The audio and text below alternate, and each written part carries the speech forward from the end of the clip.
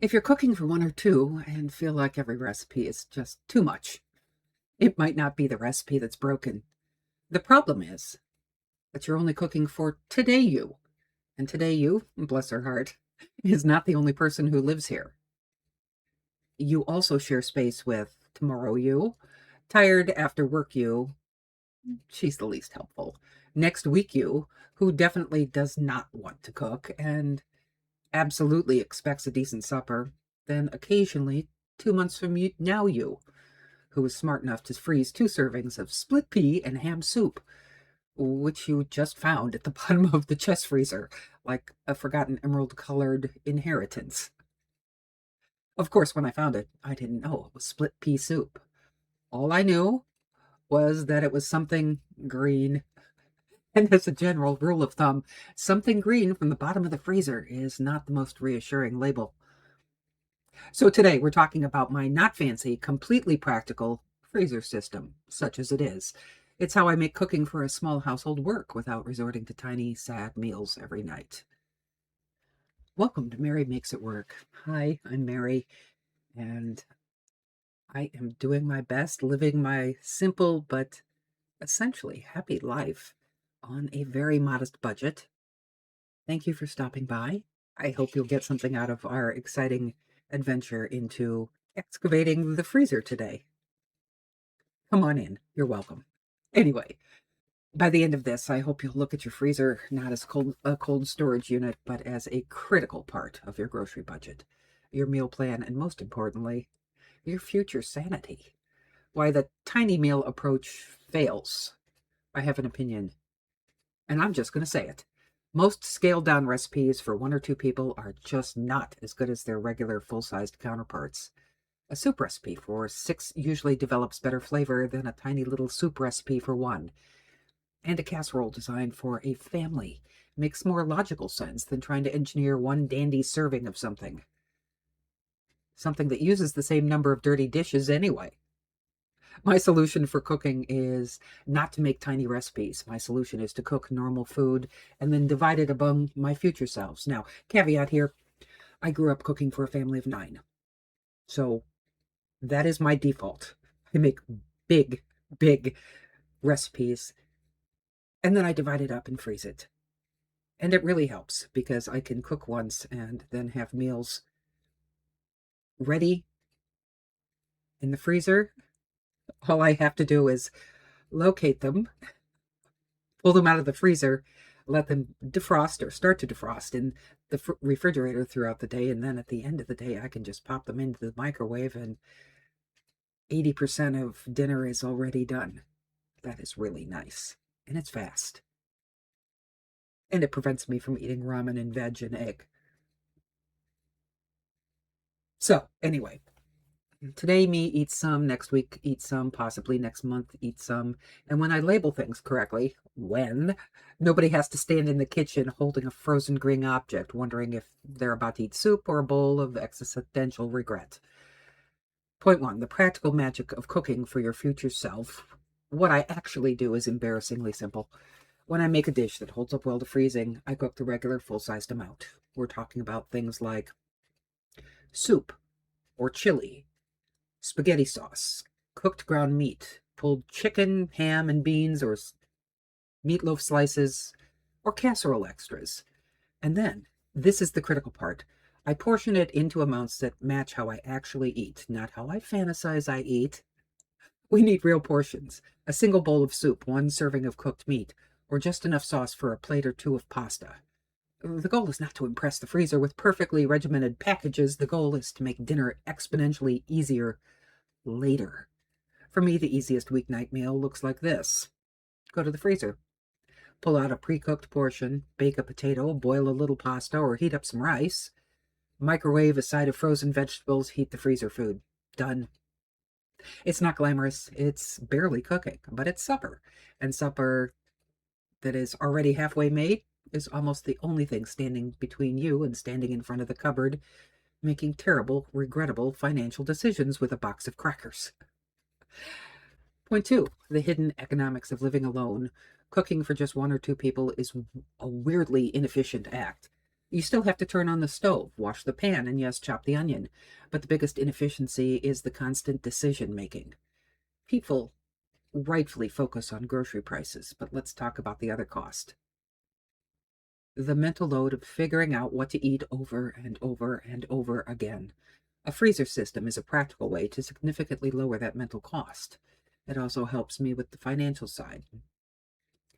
If I find a great price on ground beef, I don't have to commit to eating ground beef every single day until I get sick of it myself. I can cook it, portion it, freeze it, and turn that same batch into spaghetti sauce next month, taco filling the month after, or chili whenever I need it. The freezer gives ordinary ingredients a resourceful second life. Most importantly, this system keeps leftovers from turning into little science projects in the back of your fridge.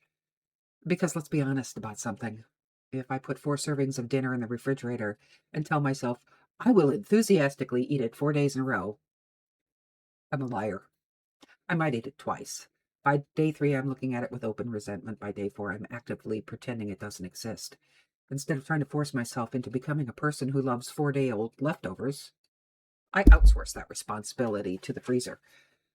Point 3, where our good intentions go to crystallize. Like any good idea, this system has a weak point. I know, because I've personally conducted extensive and regrettable research. Your freezer can quickly devolve into a frozen attic, a place where your best intentions go to crystallize into indistinguishable ice blocks. You put things in there thinking, oh, I'll recognize that. Ham and split pea soup, for instance. You will not.